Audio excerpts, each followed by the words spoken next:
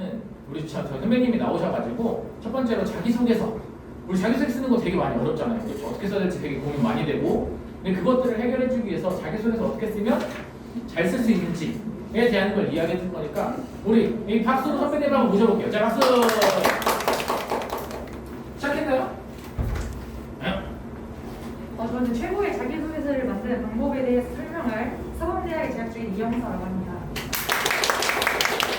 일단 순서는 1번, 2번, 3번, 4번 작성 요령을 설명하면서 그 전에 일단 작성 전에 저희가 유의할 사항에 대해 6가지 정도 다시 코칭을 좀 해주고 넘어가도록 하겠습니다. 일단 꿈과 비전과 목표가 없는 학생은 자기소개를 쓰는데 가장 어려움이 커요. 왜냐하면 내가 지금 어느 대학교, 적어도 어느 과에 가고 싶은지 목표를 정하지 않은 학생들은 이 생기부도 정해진 그런 색채가 뚜렷하지 않을 것이고, 그렇기 때문에 그런 키워드를 뽑아서 자기소개를 쓰는데 굉장히 어려움이 클 것이기 때문에 그리고 고3 학생들은 이미 정해진 과나, 혹시 고3 학생들이에요? 딱 고3 여름방학 때가 자기소개서를 이제 첨삭하고 마무리하기에 가장 좋은 시기라고 생각을 합니다, 저는.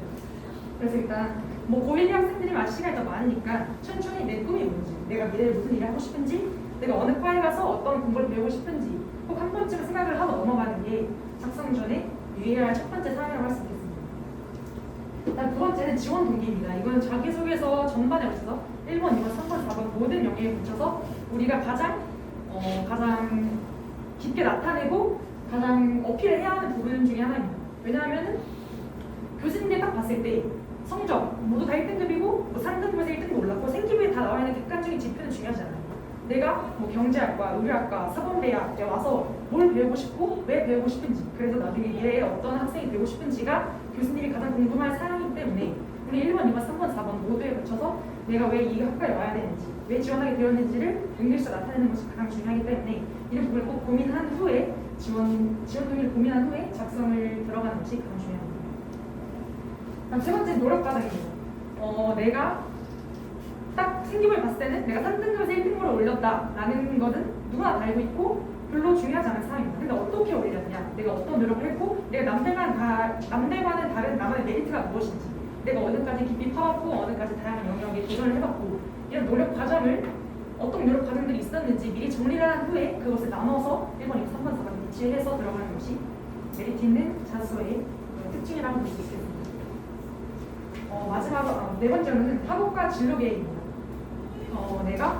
저는 사범대학 도보교육과를 진행했습니다.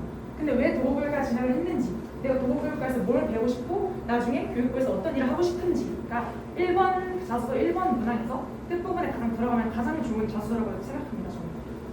그렇기 때문에 내가 단순히 경제학과에 들어가고 싶다가 아니라 경제학과에 들어가서 이런 내용을 배워서 나중에 이런 정치를 실현하고 이렇게 미래를 바꿔가는 사람이 되고 싶다라는 것을 1번 문항에 넣는 것이 중요하기 때문에 작성 전에 나의 학업과 진로 계획, 이 꿈, 비전, 목표와 더불어서 이런 네 번째 박스를 한 번쯤은 계속 고민해서 구체화시키는 것이 가장 중요합니다.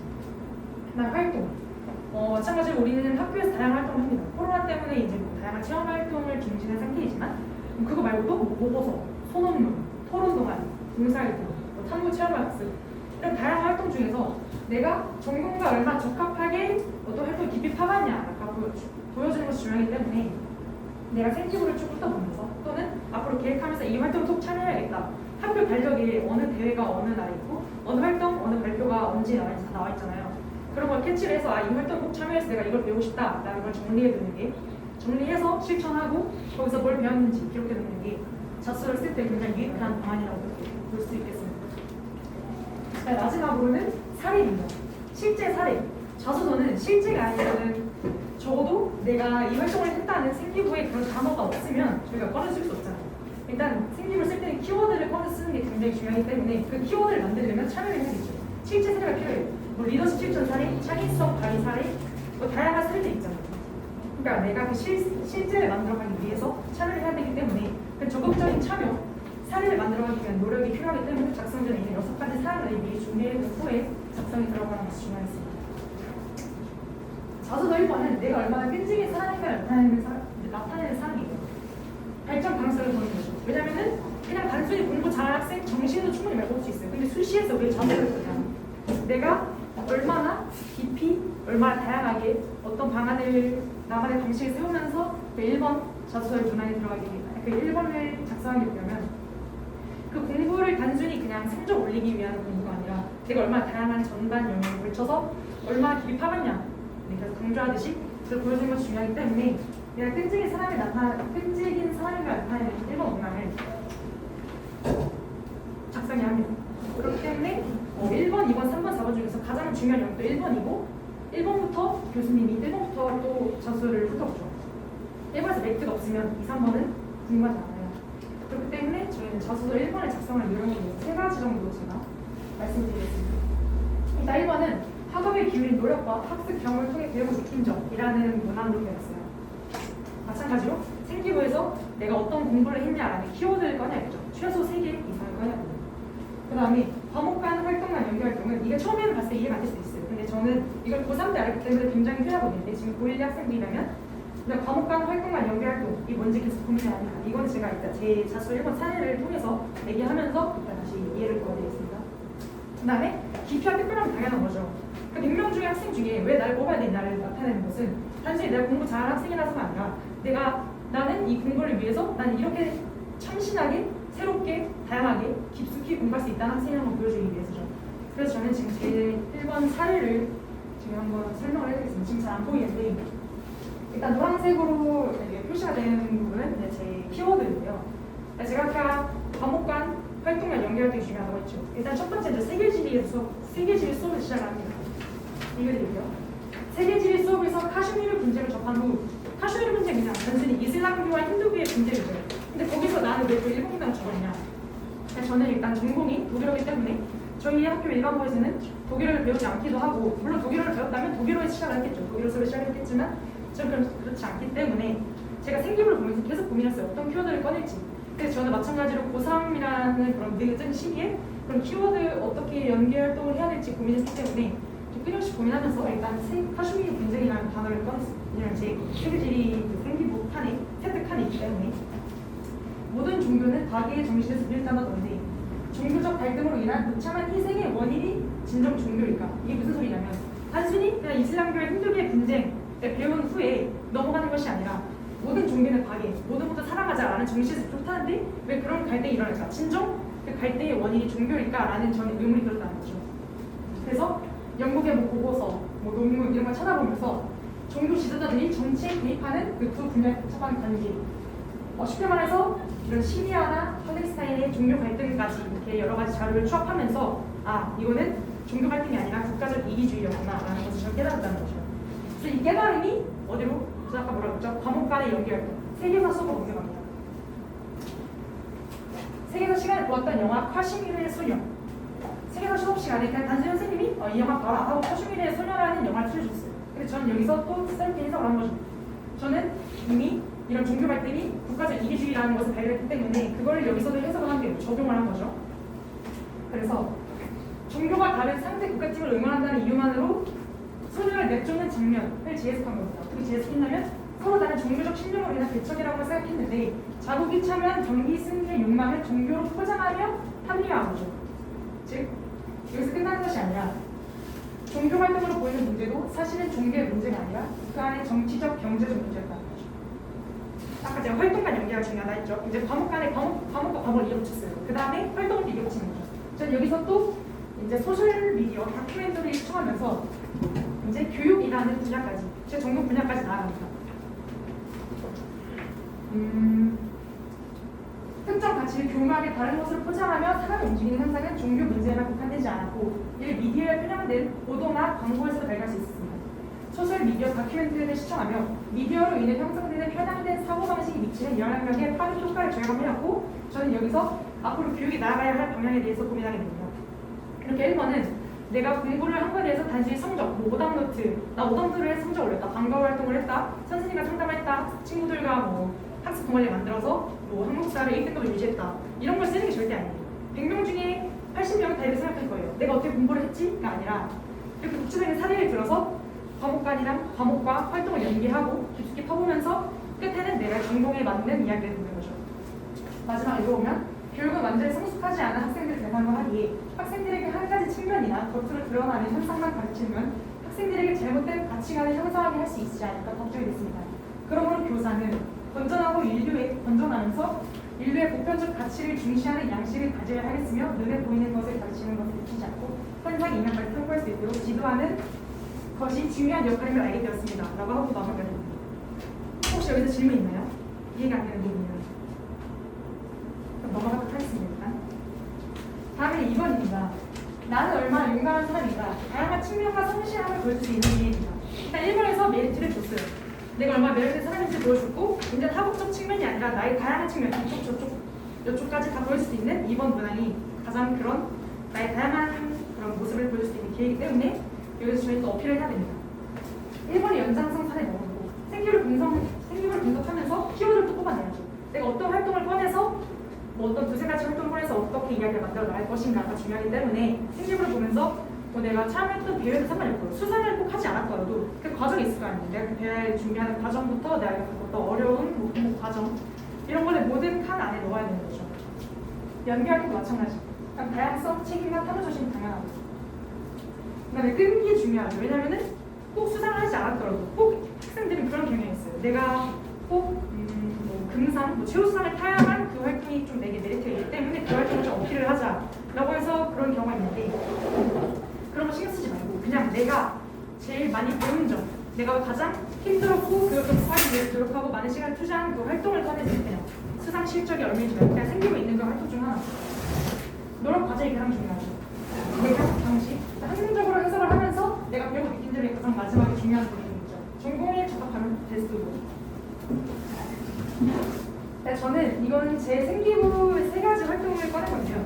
저희 때는 일단 1500자였어요. 지금 1000자로 줄었다는 얘기를 들은 것 같은데 저희 때 저서 이번엔 1500자이고요. 저는 거의 학교 활동, 거의 모든 활동을 참여했기 때문에 일단은 뭐 1가지나 2가지 활동을 꺼내는 게 아니라 3가지 활동을 500자씩 딱 맞춰서 적었어요.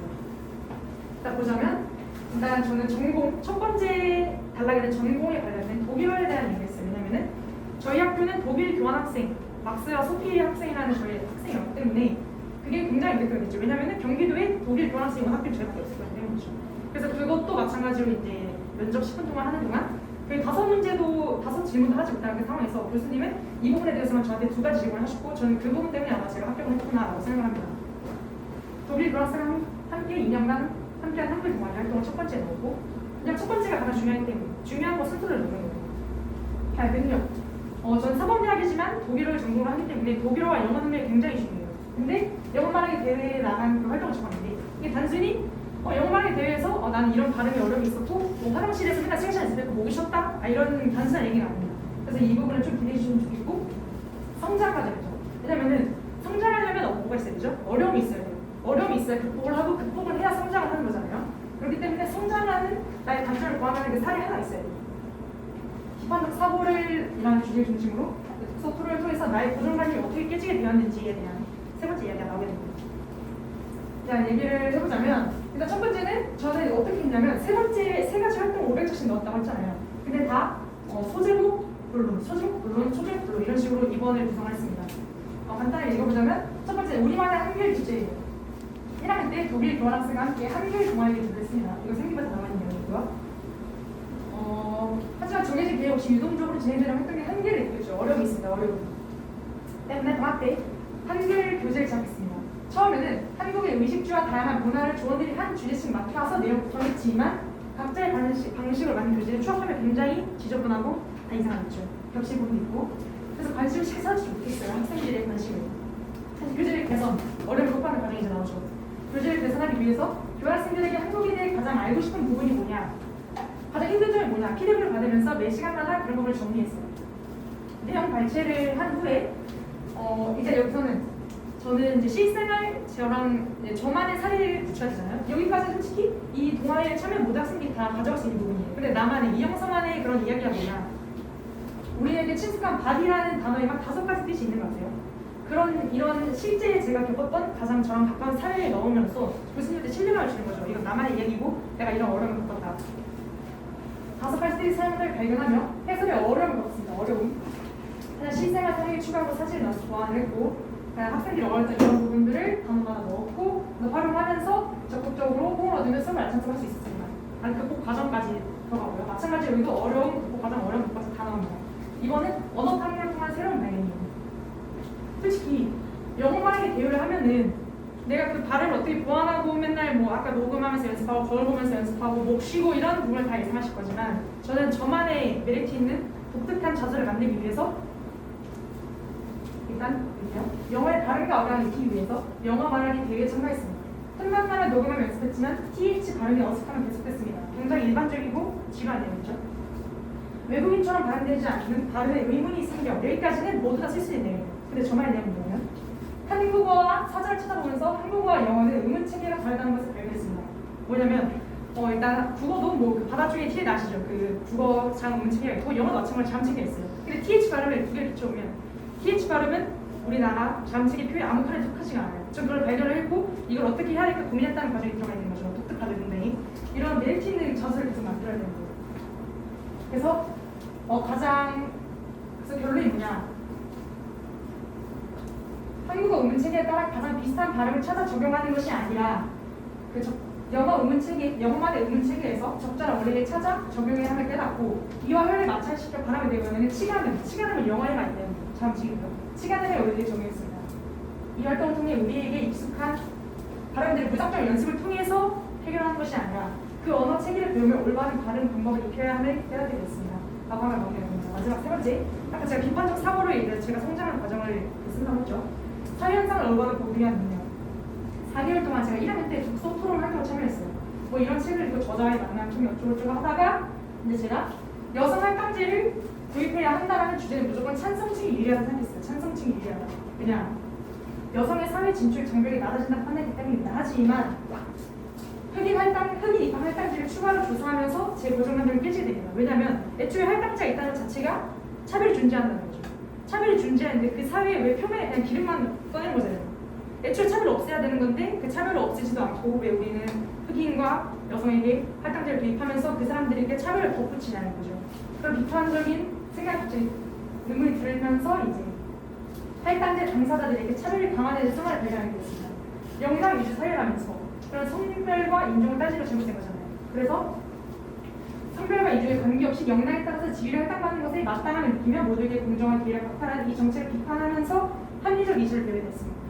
이게 저는 제가 원래 가지고 있던 생각을 깨는 과정을 넣었고요. 그거에 대한 증거 자료, 흑인 할당제를 조사하는 과정, 그리고 이제 제가 성장한 부분에 대해서 작성하게 되었습니다. 혹시 여기서 또 궁금한 부분이 있으면 질문해주세요. 일단 넘어가도록 하겠습니다. 마지막 3번입니다. 나는 사회에 어떤 영향을 끼치는 사람인가? 갈등 해결과 리더십. 사람들은 이제 배려와 나눔, 협력, 갈등 이 네 가지 중에 하나를 뽑아 쓰려고 하지만 이 네 가지를 모두 녹여내야 돼요. 자서 3번에. 꼭 반장을 해라, 부장을 해라 이런 뜻이 아니라 내가 그 집단 안에서 리더십을 리더만 있는 것이 아니잖아요. 리더십은 누구나 가질 수 있어요. 그 리더십을 어떻게 실천했냐, 어떻게 배웠냐, 내가 어떻게 이걸 제시해서 우리 사회에 우리 집단을 이끌어 나갔느냐를 배우는 것이 중요한 거잖아요.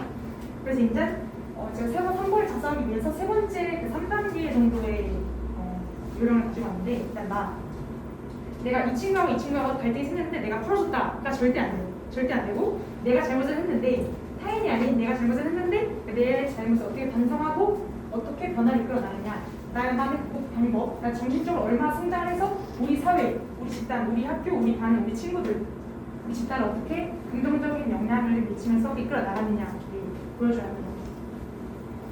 저는 두 가지 문단을 나눠서 하나는 제가 이제 3년 동안 반장을 했던 내용, 하나는 제가 2년 동안 동아리 부장을 했던 내용을 적었는데 꼭 이렇게 집단의 리더가 아니더라도 리더십은 누구나 리더십은 누구나 배울 수 있고 갈 수 있습니다. 그러니까 꼭 나 반장 못했는데 어떡하지? 라고 생각하지 마시고 일단은 제 자소를 한번 읽어보면서 생각해보도록 합시다.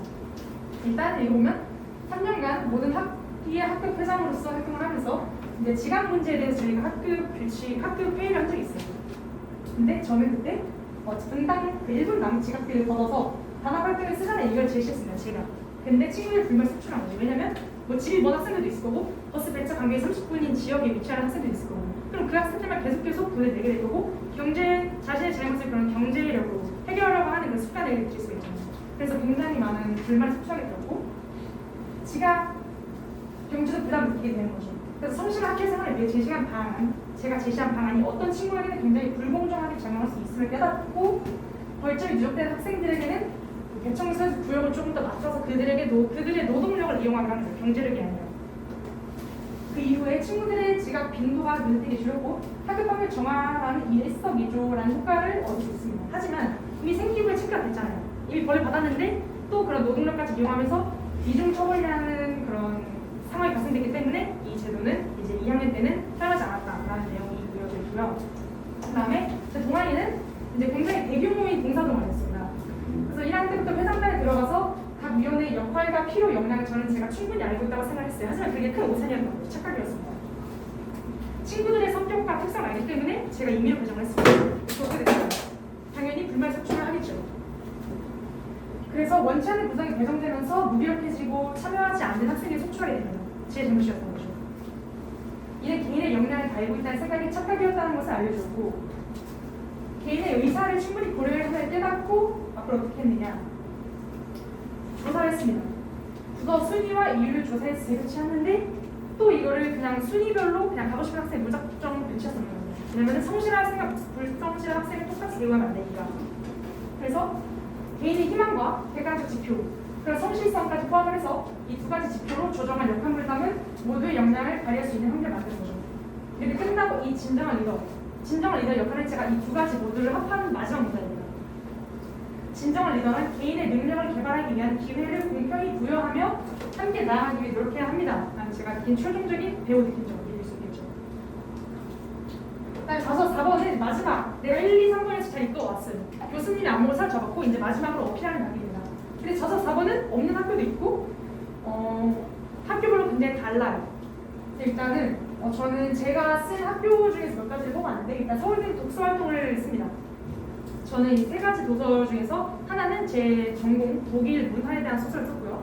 두 번째는 저 교육에 대해서 혁신학교에 대한 도서를 뽑아서 내가 이 학교에 이런 혁신학교에 대한 내 생각을 적었고요. 세 번째는 제가 고등학교를 시작 때 누구나 고등학생 수험생 시간이 굉장히 힘들고 지칩니다.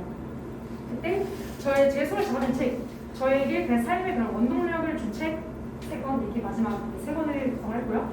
그다음에 고려대나 성균관의 지원 동기를 적습니다. 저는 일단 교육학과 서울대는 도어교육과를 적었지만 나머지 학교는 교육학과를 적었어요.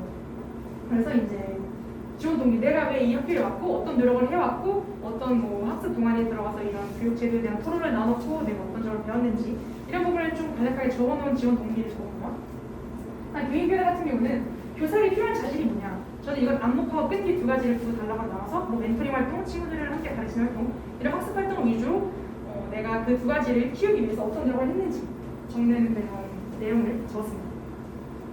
4번은 굉장히 다양해서 이건 그때기 때마다 또 첨삭이 필요한 부분이죠.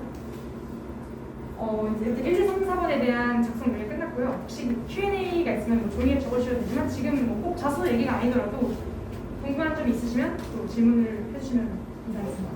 내용 설명하시면서 옆에 100% 적혀 있었는데 뭔지. 이거 그냥 멋이에요.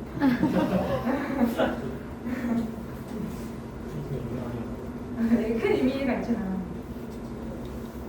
다른 궁금한 거 있는 친구 있어요? 내가 좀 궁금한 건데 그럼 우리 친구들이 사실 제일 고민 많이 하는 게 이게 그 스펙 같은 걸 이렇게 준비하다가 바뀌는 경우도 있고 그쵸. 뭔가 일단은 전공은 뚜렷하게 없는 상태에서 이렇게 마구잡이식으로 일단 우리 친구들이 그래도 스펙을 쌓기 위한 노력들을 되게 많이 하는데 전공과 관련성이 없는 그런 스펙들은 실제로 자기소개에서 얼마큼 영향을 차지하는지가 좀 궁금해요. 일단은 그 첫 번째로 말씀하신 꿈이 바뀌는 경우에 대해서 그러셨는데 저희 생기부 첫 번째 칸에 그 자기 진로 희망 사항에 대해 적잖아요. 근데 꿈이 바뀌는 당연히 꿈이 바뀌죠. 지금 하루아침에도 갈 때처럼 많이 바뀌는데 근데 그 꿈이 바뀌는 게 중요한 게 아니라 왜 바뀌었는지를 드러내야 돼요.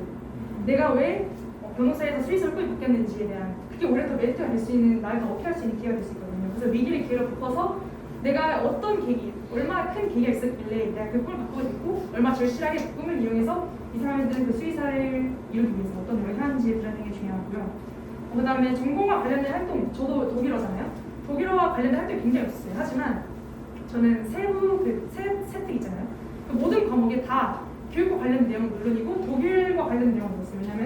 왜냐면 예시를 간단하게 드리자면 내가 중국어 수업을 듣는데 중국에서 언어를 배우고 그냥 문장을 배우죠. 그게 끝나는 것이 아니라 중국의 교육 열에 대한 기사나 이런 논문을 스크랩하고 제 생각을 적고 한 3-4페이지 정도 보고서를 작성을 해서 계속 전공을 적극적으로 제가 만들어 나가는 거죠. 뭐 영어도 마찬가지로 뭐 영어 기사, 뭐 그냥 뭐 EBS 수능특강에서 지문을 배우는 것에서 끝나는 것이 아니라 거기서 뭐 교육에 대한 기사가 분명히 있어요. 지문이 분명히 있는데 거기서 나아가서 뭐 독일의 교육이나 뭐 교사의 뭐 10가지 10개명 뭐 이런 영어 기사를 스크랩해서 또 거기서 써서 또 제출을 하고 이런 식으로 제가 계속 조그마한 단서만 있어도 제가 계속 끌고 나가는 거죠. 그러면 결국 도중에 좀 전공이 바뀌어도 네. 그전에 있던 거랑 연계성을 찾아서 어필만 할 수 있으면은 그렇죠. 왜 바뀌었는지가 중요한 거죠. 그 왜 바뀌었는지를 그거를 드러내야 하는 거고 그 큰 계기와 그 이후에 내가 한 노력이 중요한 거죠. 그리고 이제 여기는 뭐 고3 친구같이 우리 두 명뿐이긴 한데 이 영상을 또 이제 보게 될 많은 고3 친구들이 공통적으로 좀 궁금해할 것 같은 게 사실 자기소개서를 쓰는 투자하는 시간이 되게 중요한데 그렇죠. 하루에 몇 시간씩 투자했는지 얘기해 줄 수 있어요? 저는 원래 고등학교 2학년 수행평가가 자기소개서를 쓰는 부분이어서 굉장히 수월하게 쓸 거라고 생각을 했는데 이제 고3에 와서 이제 막상 대입 닥치고 생기부를 다 완성이 됐잖아요. 그 부분을 보면서 키워드를 꺼내는 작업부터 너무 힘들었어요. 그래서 막 컴퓨터 앞에서 혼자 먹을 때도 많았고 거의 한 달 내내 거의 9월 달에는 9월 모의고사 끝나고 한 달 내내 거의 수능 공부하는 것만큼 하면서 자소서에 막 너무 시간을 허비해서 그게 큰 후회로 남아요. 왜냐면은 지금 이 여름방학 시기에 물론 수능 공부, 내신 공부하는 것도 중요하지만 하루에 2시간만 짬을 내도 잠을 조금만 줄이고 밥을 살짝만 간단하게 먹어도 그 시간을 쌓이면 뭐 하루에 1번을 막 3번, 4번을 한 번에 완성하지 않잖아요. 그러니까 조금씩 완성 계속 갈아엎게 돼요. 갈아엎으면서 계속 성장하고 계속 더 좋은 자소가 나오기 때문에 일단 써보시고 시간을 더 늦기 전에 지금 미리미리 일단 한 번쯤은 쭉 써놓는 게 그래서 저는 일단 한 달 정도 있으면 썼던 것 같고 좀 더 빨리 시작해서 그러니까 지금 고3 여름방학 때 완성하는 게 최선이라고 생각합니다. 뭔가 좀 시간을 하루에 그러면은 그 아까 후회한다고 했는데 그때는 거의 다른 공부보다는 자소서가 차지는 비중이 더 컸다는 거네요. 공부를 하긴 하는데 계속 신경이 쓰이고 계속 뭔가 나는 완벽하다 생각했는데 또 이제 보면은 또 바로 엎어야 되고 이런 상황이 발생되니까 근데 그게 당연한 거니까 일단 적절하게 비율을 유지하면서 그냥 갈아엎는 걸 당연히 생각하고 뭐 하루에 2시간 정도만 지금 이 고3이 아직 완성되지 않았다면 그래도 충분하다고 생각해요. 하루에 2시간 정도가 제일 적정하다? 사람마다 좀 다를 수 있죠. 그렇죠. 미리 한 번이라 써두면 더 시간이 단축이니까 일단 1, 3, 4 한 번씩은 써보는 게 좋다.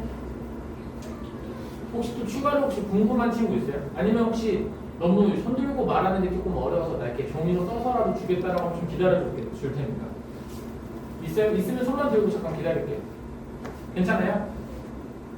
오케이. 우리 그러면 이제 더 궁금한 점 없으면 우리 1부는 이제 마무리하는데 우리 네. 영석 친구가 우리 마지막으로 우리 친구들한테 혹시 해주고 싶은 말 있어요? 해주고 싶은 말. 제 좌우명이 뭐냐면 기회를 스스로 버리지 말 거거든요. 기회를 스스로 버리지 말 거.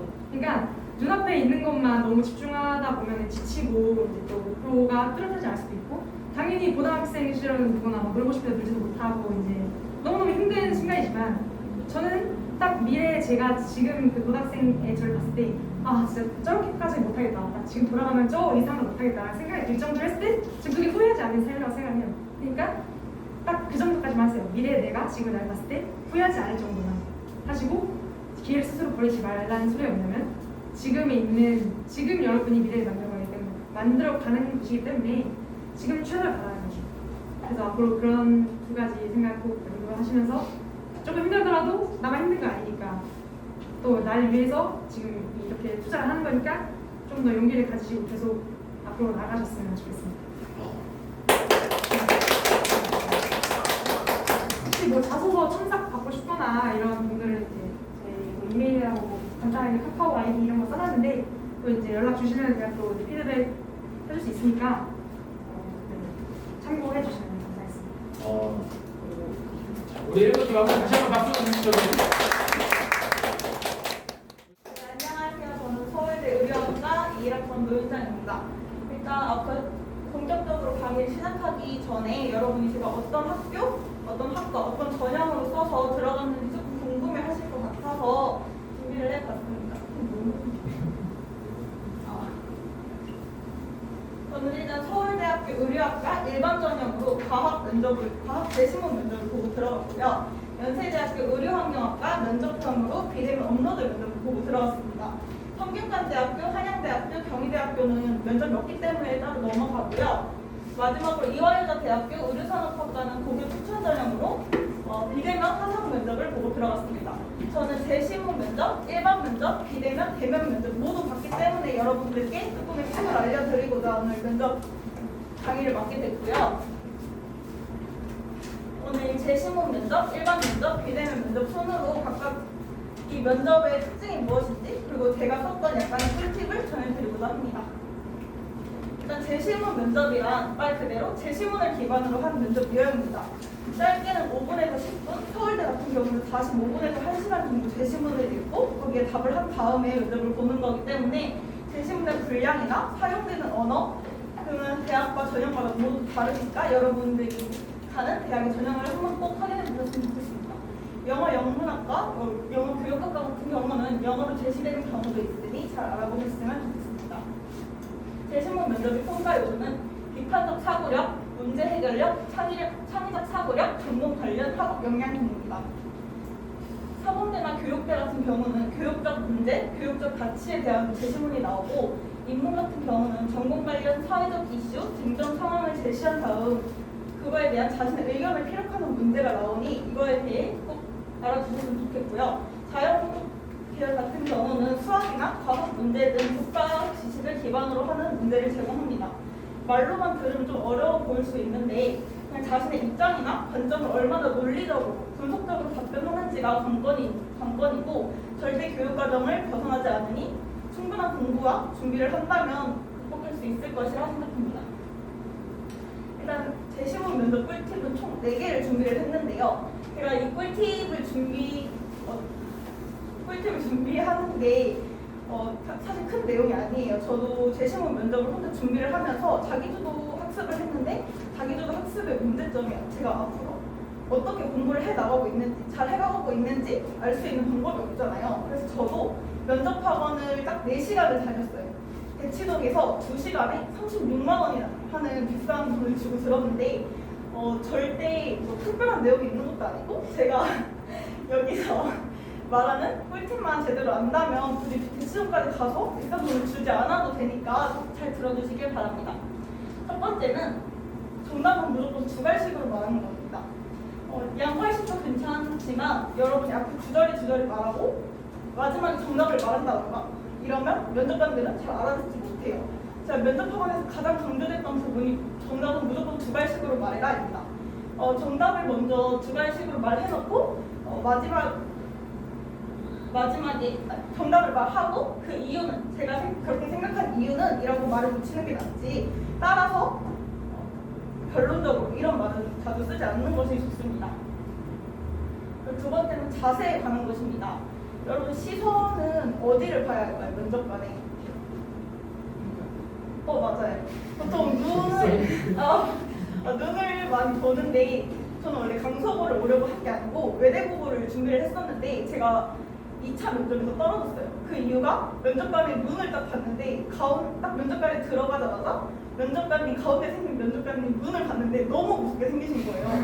그래서 제가 용인외대 보고는 재시문 면접이랑 일반 면접 모두 봤지만 제가 모든 답변을 다 까먹었어요. 그래서 10분간 아무 말도 하지 못하고 제대로 된 한 문장도 얘기하지 못하고 그냥 나왔기 때문에 저도 외대국어를 떨어져서 강서구를 오게 되었는데 여러분 절대 그러지 마시고 미간을 보든 코를 보든 아무런 티가 나지 않습니다. 그러니까 여러분이 편한 곳만 면접관의 얼굴 아무 데나 보면 좋을 것 같고요.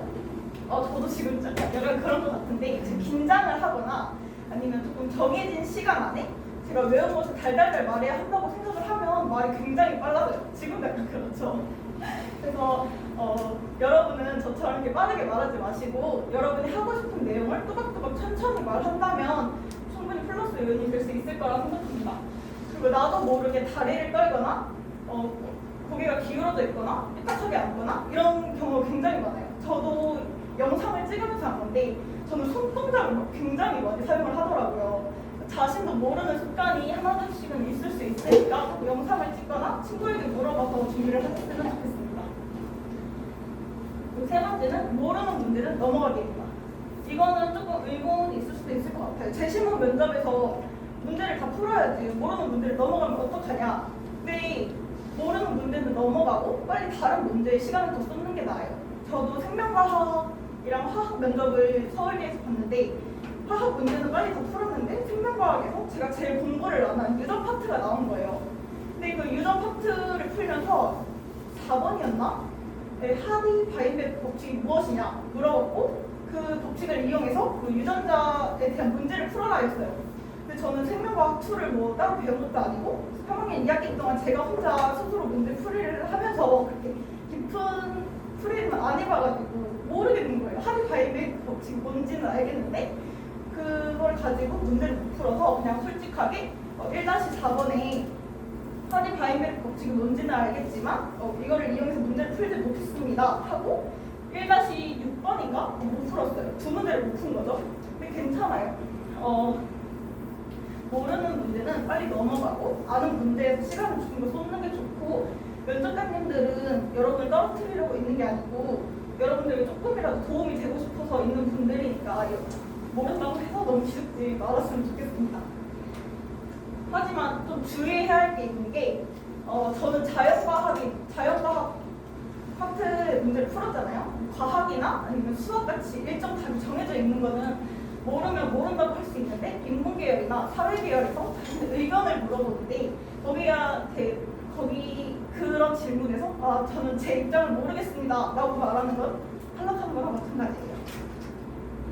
그리고 마지막으로 관련 시사 찾아 준비하기입니다. 제가 인문계열은 많이 준비를 해보지 않아서 엄청나게 도움을 드릴 수 없지만 학교에서 경희대학교 네오르네상스 기출문제를 풀어본 적이 있어요. 여러분은 AI가 유익하다고 생각하세요? 아니면 좀 해가 된다고 생각하세요? 지금 대답하실 수 있겠죠? 머릿속에 생각나는 게 있죠? 근데 여러분이 AI를 모를 리는 없지만 만약에 관련 주제로 여러분이 모르는 문제가 나온다면 좀 곤란하겠죠? 그래서 미리 관련 시사를 조금 찾아보고 아니면 여러 학교 기출이 정말 많이 나와 있으니까 대비해서 준비하셨으면 좋겠습니다. 다음은 일반 면접입니다. 일반 면접은 생활기록부, 자기소개서 등 지원자가 제출한 서류를 바탕으로 보는 면접입니다. 재신문 면접 같은 경우는 서울권 학교나 아니면 지방학교 중립대학교 등 보는 학교가 별로 없는데 이런 일반 면접 같은 경우는 여러분 대부분이 보게 될 면접이에요. 그러니까 꼭 준비를 하셨으면 좋겠습니다. 일반 면접의 평가 요소는 학업 역량, 전공 적합성, 발전 가능성, 인성 등이 있고요. 재신문과 다른 특징은 여러분이 미리 준비를 해갈 수 있기 때문에 사례나 일화, 경험 등 구체적이며 깊이 있는 답변이 중요합니다. 앞서 말했듯이 서류를 바탕으로 예상 질문이 예상할 수 있기 때문에 자신의 전공에 대한 열정과 애정을 보일 필요가 있을 것 같아요. 일반 면접 꿀팁은 답변은 키워드로 기억하는 것입니다. 예를 들어볼게요. 저는 이화여대 면접에서 지원 동기에 대한 질문을 받았어요. 근데 저는 이렇게 대답했습니다. 저의 꿈은 패스트 패션에서 벗어나 다름이 아닌 발음으로 친환경 의류 소재를 연구하는 친환경 의류 소재 연구원입니다.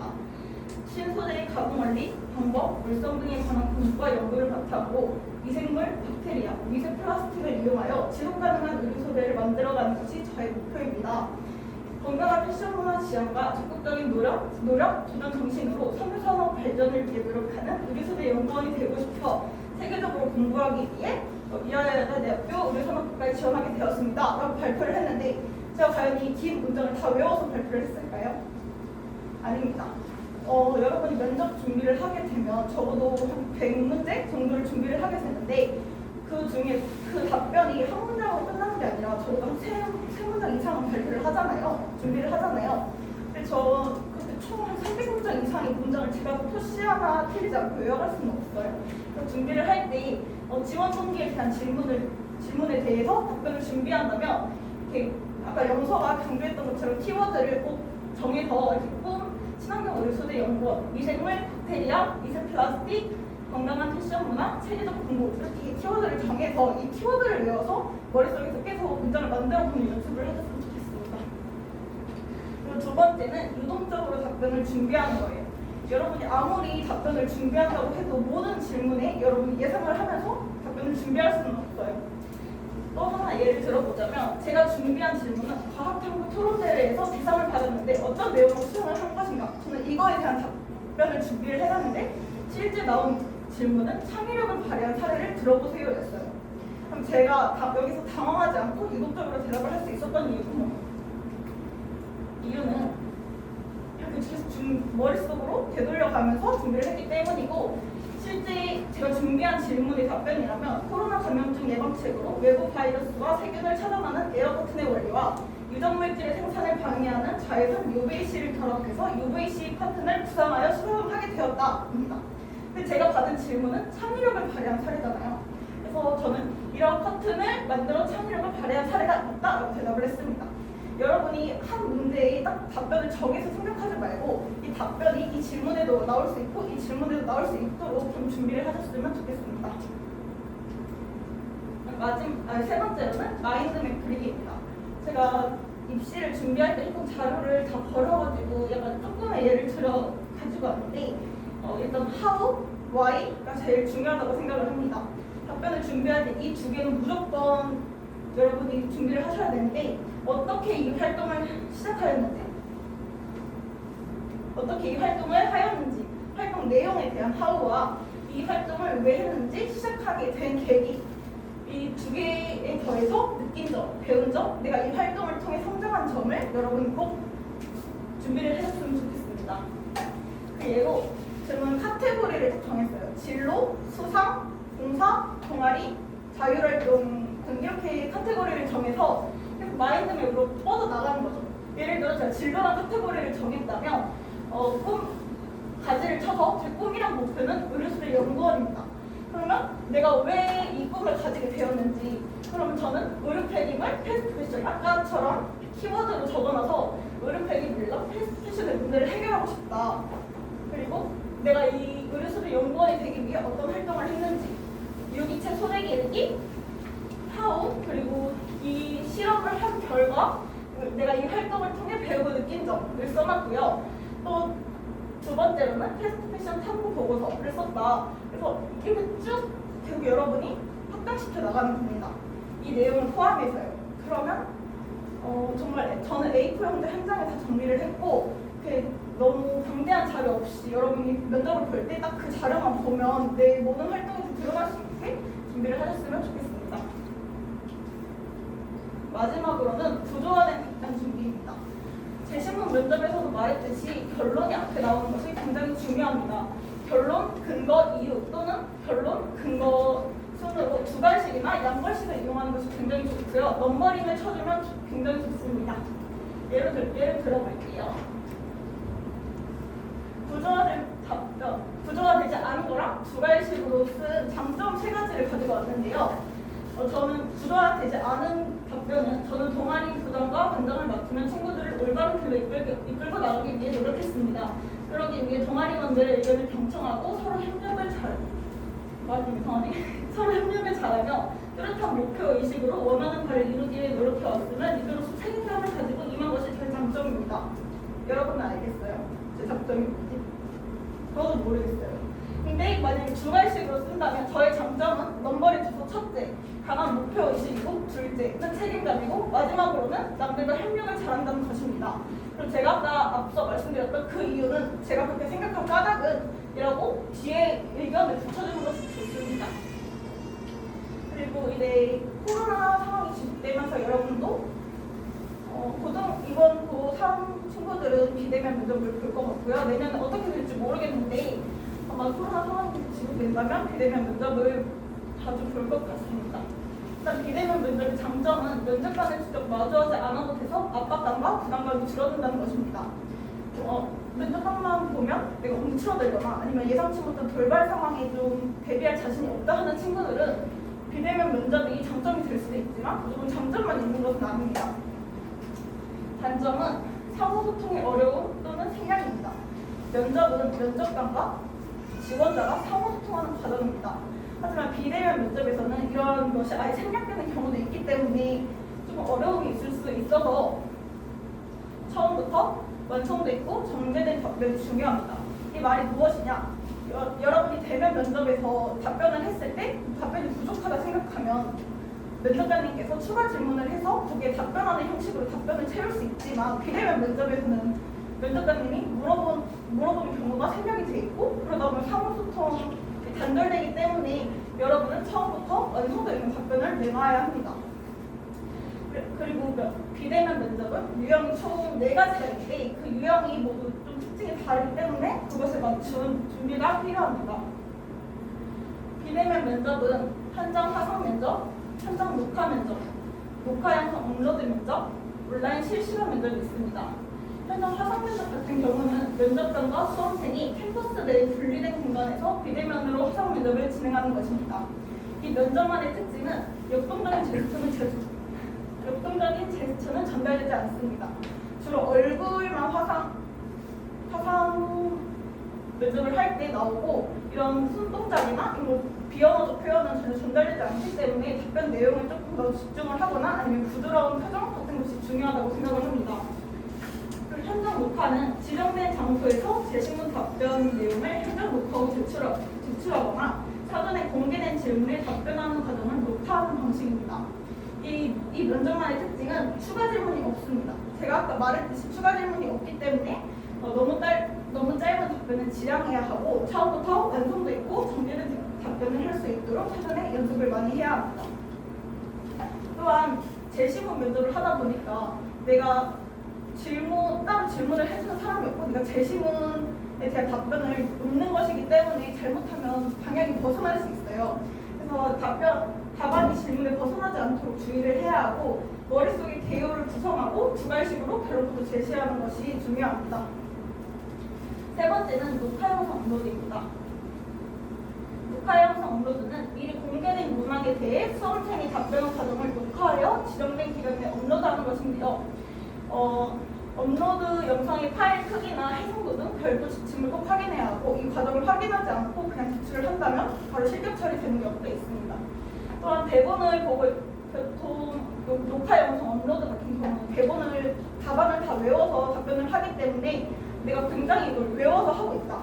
내가 지금 대본을 보고 읽고 있다는 느낌이 들 수 있어요. 그래서 이런 점을 좀 조심해야 되고 말의 빠르기나 어투 이런 거를 영상을 여러 번 촬영을 해서 모니터링을 해야 합니다. 저도 연대 면접을 준비할 때 이 녹화 영상 업로드 면접을 봤었는데 저도 영상을 700개 정도 찍었어요. 정말 많이 연습을 해보셔야 하고 반복적인 모니터링으로 가장 자연스러운 모습을 제출하는 것이 좋습니다. 마지막으로는 온라인 실시간 면접입니다. 온라인 실시간 면접은 학교에 가지 않고 비집합식으로 집에서 실시간으로 진행하는 온라인 화상 면접인데요. 이거는 별 다를 건 없지만 가장 중요한 것이 인터넷 상황 체크하기입니다. 상황 테스트에 참여할 수 있는 기회가 있어요. 그래서 그 상황에 참여를 해서 마이크나 카메라 등의 상태를 확인하고 상호소통에 문제가 있는지 확인하는 것이 굉장히 중요합니다. 이제 면접에 관련된 건 끝났고 제가 여러분께 조금 당부드리고 싶은 말이 있어서 한 4가지 정도를 준비를 해봤어요. 첫 번째는 모든 입시는 여러분의 거시락입니다. 여러분이 지금 자소서도 한 번도 써본 적이 없고 면접 준비도 해본 적이 없어서 선생님들의 도움을 굉장히 많이 받잖아요. 선생님들의 조언은 여러분에게 굉장히 도움이 될 수 있지만 저는 조언을 100% 신뢰하라고 하고 싶진 않아요. 연대 면접을 준비할 때 문제가 창의융합형 인재란 무엇인가 그리고 내가 그 창의융합형 인재에 맞는 활동을 한 게 무엇인가에 대한 답변을 준비하는 거였어요. 근데 제가 생각하는 창의적 융합형 인재와 선생님이 생각하는 창의융합형 인재가 너무 달랐던 거예요. 그래서 선생님이 제 의견을 다 묵살을 하시고 이렇게 써라 라고 답변을 프린트해서 주셨어요. 근데 저는 제가 생각한 창의융합형 인재는 그런 거라 생각하지 않았고 그래서 물론 선생님의 말씀을 충분히 고려를 해보되 여러분이 입시니까 여러분이 후회하지 않도록 답변을 꼭 준비를 해서 업로드를 하셨으면 좋겠어요. 저도 그래서 제 답변으로 연대 영상을 업로드했고 저는 합격을 했습니다. 그 다음은 절대 후회가 남는 선택은 하지 말자입니다. 아까 영서가 말했는데 지금쯤 학교를 선택을 하게 되잖아요.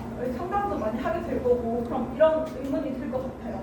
사양은 몇 개 쓸까? 접점은 몇 개 쓰지? 하양은? 나 재수하기 싫은데 하양 써야 할까? 이런 질문이 굉장히 많을 수 있는데 저는 만약에 입시가 다 끝난 후에 내가 지금 이 상황을 되돌아봤을 때 그냥 저기 학교 한번 써볼 걸 이라는 후회가 남지 않도록 꼭 여러분 꿈의 학교로 정한 학교 정도는 하나 정도 써봤으면 좋겠습니다. 즉 상향된 학교를 후회 없이 선택하되 대신 여러분이 재수를 정말 하기 싫다면 높은 학교를 쓰는 대신 낮은 학교 하나 정도는 여러분 자존심 조금 상하더라도 쓰시는 게 좋습니다. 세 번째는 말을 못하는 것에 대해 두려움을 갖지 말자입니다. 저도 말 굉장히 못하고요. 저도 연습 정말 한 6개월 정도 면접 연습을 해서 갔고 제가 만약에 토론 주제를 하나 던져주고 지금 여기 있는 여러분과 토론을 하라 그러면 저는 제가 여기서 제일 못할 거라 확신합니다. 그 정도로 저는 말을 못하기 때문에 조금 내가 면접을 잘할 수 있을까라는 의문이 들었지만 말 잘하는 사람이 면접에 다 합격하는 것은 아닙니다. 저도 합격을 했기 때문에 여러분도 충분히 할 수 있습니다.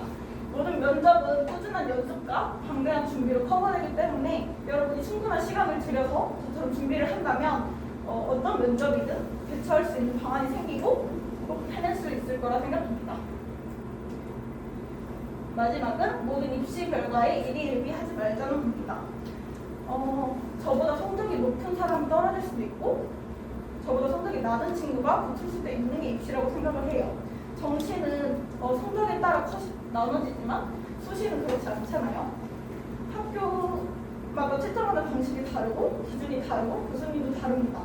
생기부와 자소서는 AI가 채점하는 것이 아니기 때문에 한 학교에서 떨어졌다고 해서 다른 학교에서 다 좋은 점수를 얻을 수 없는 건 아니에요. 그러니까 너무 한 학교에 떨어졌다고 해서 일희일비하지 마시고 다음 면접 준비 열심히 한다면 여러분 꼭 붙을 수 있을 거니까 열심히 준비하시길 바랍니다. 마지막으로 지금 8월 달부터 늦어도 12월 달까지 약 5개월이라는 시간이 남았잖아요. 이 5개월이라는 시간이 누군가에게는 정말 힘든 시간일 수도 있고 부담스러운 시간일 수도 있는데 저는 조금만 더 버티라고 얘기를 하고 싶어요. 버티라는 말이 조금 허무하게 들릴 수도 있을 것 같지만 여러분이 포기하지 않고 끝까지 노력하는 그 순간이 합격의 순간에는 파노라마처럼 지나가서 저 때 저렇게 노력하길 잘했다라고 생각이 드는 순간이 올 겁니다. 그래서 할 수 있다 해서 해냈다를 이룰 수 있는 그날까지 항상 여러분을 응원할 테니 조금만 힘내주셨으면 좋겠습니다. 감사합니다. 그리고 혹시 일반 면접 자료 제가 이화여대 준비할 때 조금 면접을 모아놓은 게 있는데 필요한 친구들은 지금 가지고 있는 종이에 이메일을 써서 저한테 주면 제가 오늘이나 내일 안으로 면접 파일을 보내드리도록 하겠습니다.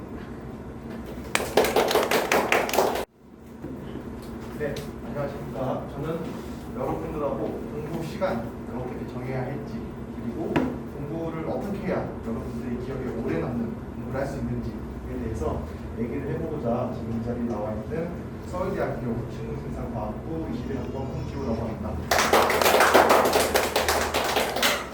일단 저의 간단한 자기소개부터 하겠습니다. 저는 원국고 졸업생이고요. 수시 전형을 통해서 대학교에 입학했습니다. 제가 글씨를 정말 못 써요. 그래서 이따가 사진을 갖다 예시로 보여드릴 텐데 여러분들이 못 알아볼 수가 있다는 점 미리 양해를 구하겠습니다. 저는 제목이 없어진 것 같은데 여러분들 공부를 하다 보면 이런 의심이 생길 수 있어요.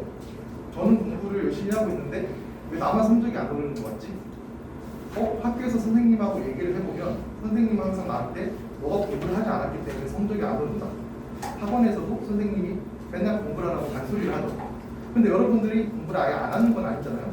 공부를 열심히 하고 있고 나름 열심히 잘하고 있다고 생각하는데 성적이 잘 오르지 않아요. 그런 여러분들 혹시 공부 시간이 부족했던 건 아닌지 한번 잘 생각해 봅시다. 그게 아니라면 여태까지의 여러분들의 공부 방법이 여러분과 잘 맞지 않은 것일 수도 있어요. 지금부터 제 이야기를 통해서 공부 시간에 관한 얘기 그리고 백지 복습법이라는 제가 추천하는 공부 방법에 대해서 생각해 보도록 하겠습니다.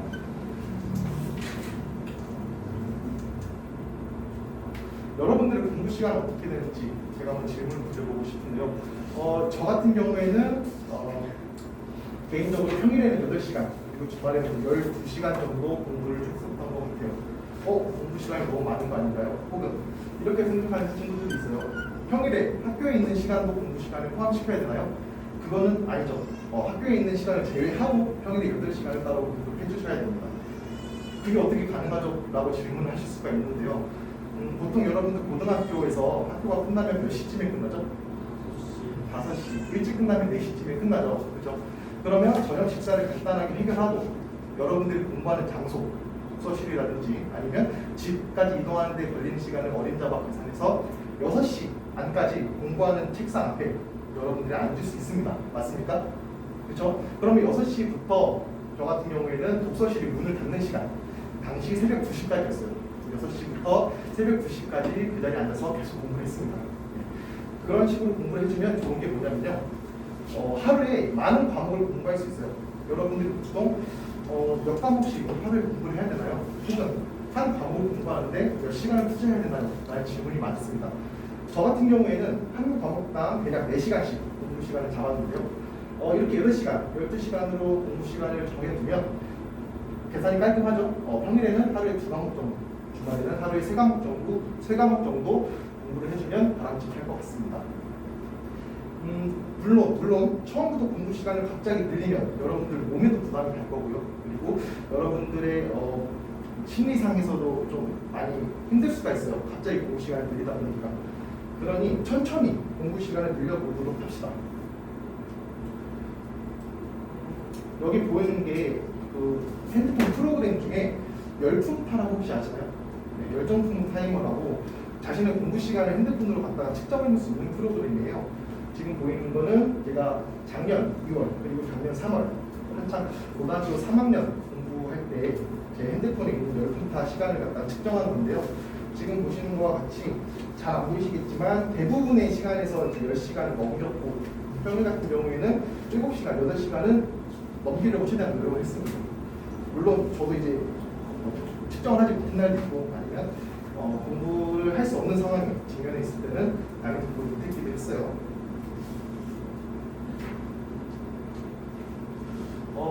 두 번째 여러분들의 가장 큰 고민이라고 생각되는 걸 들고 왔는데요.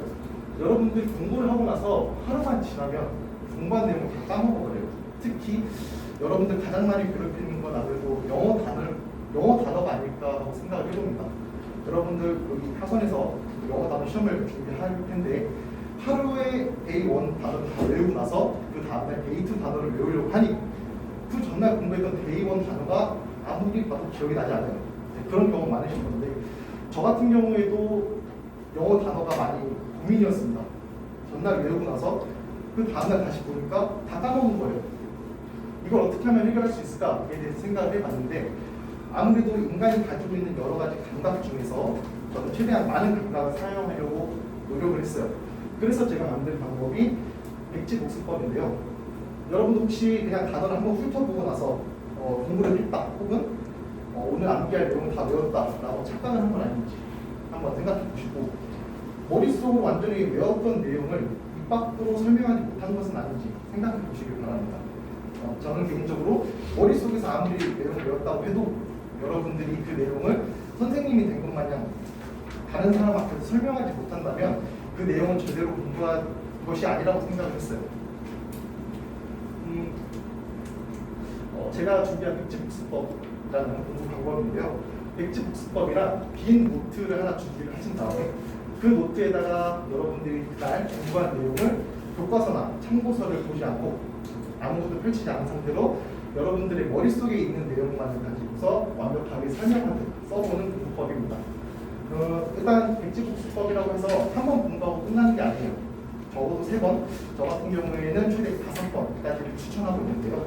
1차로 시도해본 다음에 여러분들이 다시 펼쳐봅니다. 교과서를. 그래서 여러분들이 노트에 쓴 내용과 교과서에 있는 내용을 비교해보세요. 여러분들이 정말 지구상에서 손꼽히는 천재가 아닌 이상 첫 번째로 완기한 내용을 갖다가 완벽하게 다 따라쓰지 못할 거예요. 저도 마찬가지고요. 여기는 모든 사람이 다 마찬가지일 겁니다. 그렇기 때문에 여러분들이 채우지 못한 내용들을 다시 교과서를 보고서 암기를 해주시는 거예요. 그 다음에